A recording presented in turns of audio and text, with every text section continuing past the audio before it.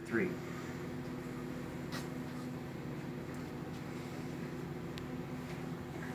Good morning. This is Dave Waskow. I'm the mayor at Sumner.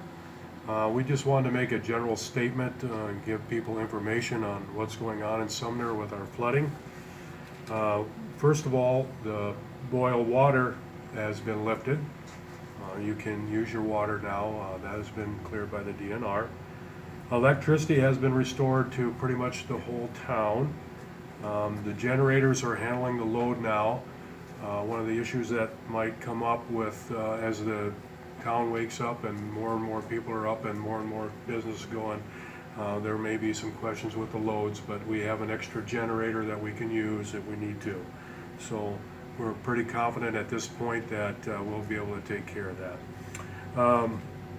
Damage assessments will continue as much as we can do. The governor proclamation for Bremer County is going into effect.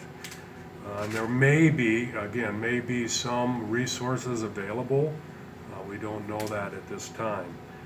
If you need assistance with anything in your house that you may need some volunteers, we do have available line, and I'm going to give you that number now that you could call. It is a first come first served basis where if we have some people available to help you, we'll send them that way. The number is 319-327-4636. I'll give that to you one more time. It's 319-327-4636. That's for if you need some volunteer help. We do have a list of people, but they are going to different homes, so it may be one of those situations where they won't be able to get there right away, but we hope we can get them there as soon as they can. Cleanup kits and bottled water, currently we're out, but we are expecting more at 1:30 today. Those can be picked up at the recycling center here at the city. The Red Cross shelter will be closed after this evening at the chapel at Hillcrest Home. Just letting everybody know that will close after tonight. The Salvation Army will no longer be providing meals. That has ended, so with the electricity coming back on. Disposing of food is still available behind the recycling center and the dumpsters there, the big rolling dumpsters, so if you have that, you may bring that as well. We will continue to run the regular garbage routes, plus we are also running more garbage routes with the refuge that's out there with our garbage guys and also with contractors. City offices are closed today. Obviously, we're running out of the recycling center because that's where most of the activity is going on. So that's why that's closed today. But if you have any questions for the city, the number is 563-578-5609. I'll give that to you again. The number is 563-578-5609. Make sure as you clean up that you get all the wet stuff out as you can and put it on the curb if you'd like us to dispose of it. Make sure all the wet areas, if you can, are dry and use bleach when possible. Again, that takes care of a lot of the mold and those kinds of things. So you want to make sure you do that on a regular basis if you have to, a couple of times. So a couple of other notes here. The walking trail here at the city park has been closed. Obviously there's some damage there, and so we have closed the walking trail for an indefinite amount of time. Also a couple other notes here. We've got questions about tetanus shots. Flooding does not cause problems with tetanus, but if you feel better about that, make sure you check your records. If you're wounded while you were cleaning or whatever and you're concerned about that, please get a hold of your healthcare provider. We will give you other updates as we can. So from now, that's the best we can do. Thanks for everything you're doing. Thanks to all our volunteers. We've had a lot of help and a lot of people helping us, so we appreciate that. Okay, now if anybody's got any questions. So how do you feel? How do you feel that everybody's been handling everything since Friday? I got a pretty good gauge yesterday afternoon. I and the city clerk took water, and we drove, and I probably stopped somewhere between 50 and 100 households and talked to people, and I never heard one negative thing. It's been very positive. I've always amazed at the resiliency of people. It's been really good. People have taken it upon, it is what it is. There's nothing we can do to control it. They know that. They've been positive with the city. They're positive with each other. You see families helping families. You see neighbors helping neighbors. So it's been really, really good. I'm really pleased. And again, it always amazes you when you see people pull together and do what they have to do to help others. So. How high was the water at the electric station? Well, I know this much. They told me they were walking out of there. It was chest deep when they were walking out and trying to sandbag. So that's the best I can tell you. That I know of. That's the information I have. Do you have any estimates of total damage or number of No, we households? do not. We're going to still do those assessments as we go. Number of households by That's my phone, kid. I'm sorry. chance? Oh, that's okay. That's my mother. And that is the truth. Do you think this is the worst the town has seen? I know we've had some pretty big floods. We know that in 1991 it was pretty bad. We keep records in our city shed is in the floodplain, and we went above 91. They keep track on the wall, so it went above that. We know that. That's the best I can do there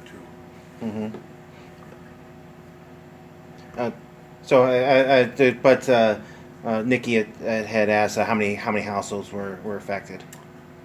Our first estimate was about 60%. I would say that was pretty accurate. It might be higher than that. I don't know that. But like I said, I drove all around town, and like I said, I stopped a lot of places.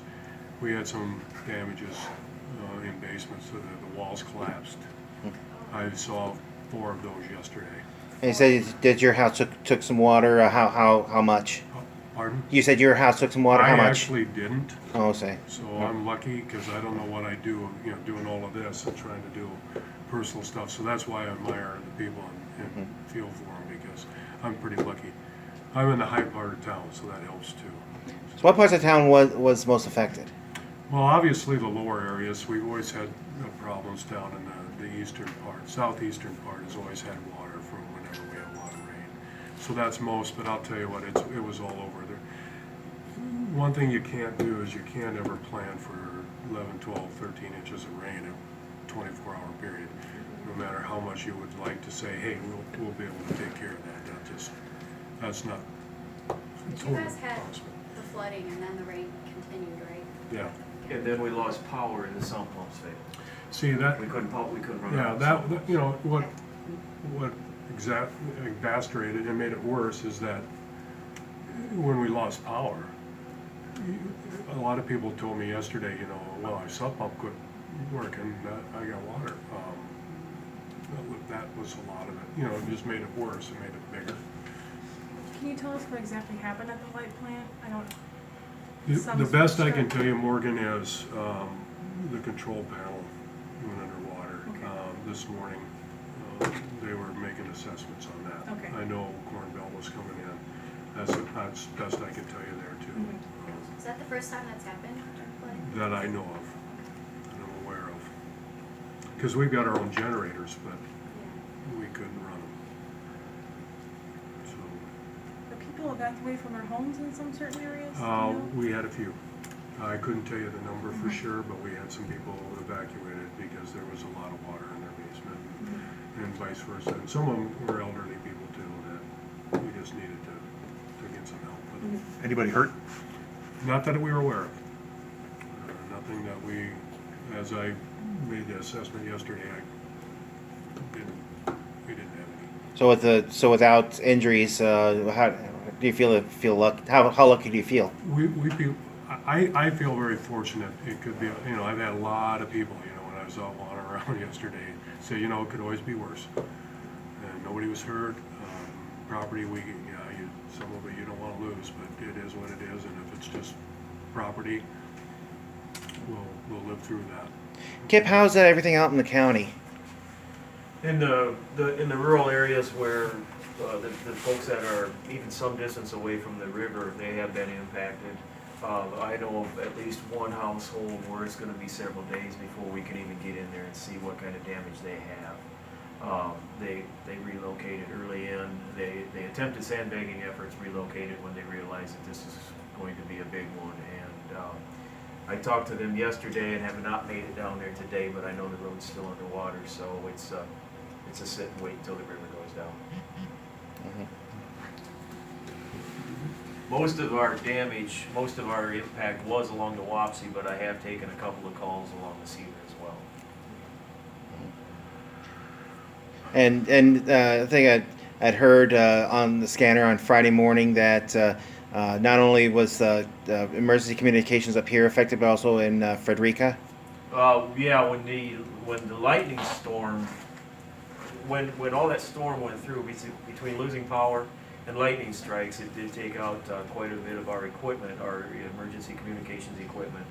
But between resetting equipment, and getting technicians up there, we were able to get that restored fairly quickly. Anybody else have any questions? Mr. Mayor, in town, is there anything that can be done to alleviate some of this in the future, or is it just a question of too much rain That's a good in question. too short a time? Yeah, you know, I've seen and heard from the engineers in the past, we have, that, you know, it's hard to plan for, you get, you know, a month ago we got 3 and almost 4 inches of rain, and we had some problems. And it comes in less than an hour or an hour. They're gonna tell you, hey, you can't plan for some of that. And then we got what, 12 inches? 11, 12 inches in less than 24 hours. Storm sewers aren't built that way. They weren't built that way when we put these in, whenever these were put in, you know. Yeah, there's always things you're gonna hope you can help with it, but it makes it very difficult to try to plan for that much rain in that short period of time. It's never good when you have rain measured in feet. No, never, ever. Somebody yesterday said to me, you know, we keep getting all these 500-year rains and floods. What are we going to do about it? Finally, I don't know either. I said I have no idea. That's an act of God. I can't control that. The interesting thing is that following the floods of '08, the folks at the Iowa Flood Center had given us some advice that, or given us some information that the weather trends have gone from the dry days, gentle rain days, dry days, that sequence, to more long periods of dry, followed by heavy deluges of rain. And right now we're in a trend of that, and you know, I don't think anybody knows how long this trend is going to continue. But obviously it's very costly, not only personally but emotionally, and we need to be thinking about how we're going to respond to these things. And I think Sumner did a great job. It's just been an outstanding job. It seems like disasters tend to bring out the best in Yep. people. I don't know if you want to comment on the number of like the volunteers, the fire department. Oh, It it's- amazes me how much work they've done tirelessly. You know, our fire department is it was just great about any time that we need help, sandbagging, blah, blah, blah. Those guys work tireless and effortlessly. You know, and we opened that yesterday afternoon. We opened up the volunteer center. Right away we got lots of people coming in. Hey, they've got their number, and we called them, and they going around helping people. Like I said, it brings out the best in people. Like I said, we're so resilient as a people in this country. We help each other. Everybody pitches in and does what they have to do. Could we add that on Saturday night, I met with fire department wives, and we did a conference call with Iowa Homeland Security so that we could do just-in-time training on how to do the door-to-door assessments. And they spent the entire day yesterday out canvassing neighborhoods to do the damage assessments that are required for any possible consideration for state assistance, state or federal assistance. And the firemen's wives, yesterday was not necessarily the most pleasant day to be out walking around, and they got almost all of the community canvass door to door to get those assessments. And the degree of information that they had to get, while it's relatively simple, basic information, it's important that it's accurate. And I don't know how we would have done it without them stepping up and volunteering. Very appreciative of that. Very appreciative of everybody that's come to help us, Red Cross. And Red Cross Salvation served, Army. Salvation Army served. Yep. So we're very, very thankful for those people and what they've done. And our city workers, I mean, those guys.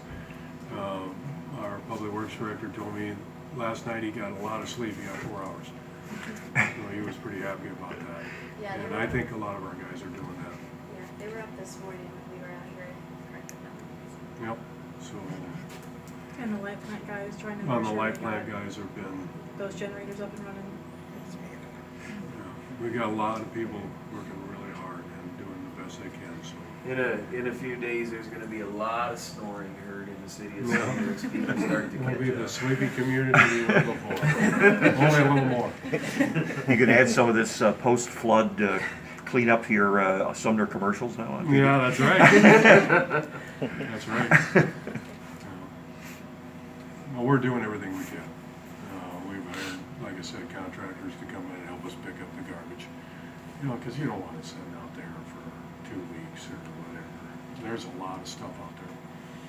So we're doing what we have to do, and we appreciate everybody pitching in. Anything else, anybody? No? Good enough, thank you.